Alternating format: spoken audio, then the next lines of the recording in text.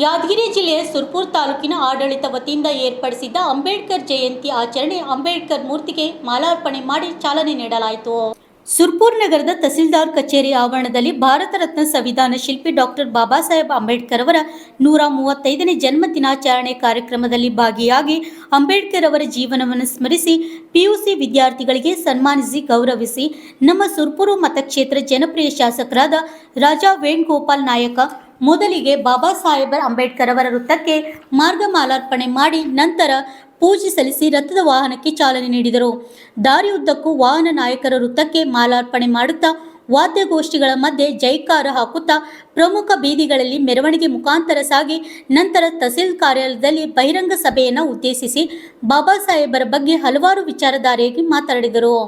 ಈ ಸಂದರ್ಭದಲ್ಲಿ ತಾಲೂಕು ಮಟ್ಟದ ಅನೇಕ ಅಧಿಕಾರಿಗಳು, ವಿವಿಧ ಸಂಘಟನೆಯ ಮುಖಂಡರು, ಪದಾಧಿಕಾರಿಗಳು, ಮಾಧ್ಯಮ ಮಿತ್ರರು, ಪೊಲೀಸ್ ಇಲಾಖೆಯವರು, ವಿದ್ಯಾರ್ಥಿನಿಯರು ಸಾಕಷ್ಟು ಜನ ಪಾಲ್ಗೊಂಡಿದ್ದರು. ಹಾಗೂ ತಹಸೀಲ್ದಾರ್ ಅಧಿಕಾರಿಗಳು, ಮುಖಂಡರು, ಸಾರ್ವಜನಿಕರು ಉಪಸ್ಥಿತರಿದ್ದರು. Rajkumar Rathod, RJ32 Kannada news, Yadgir.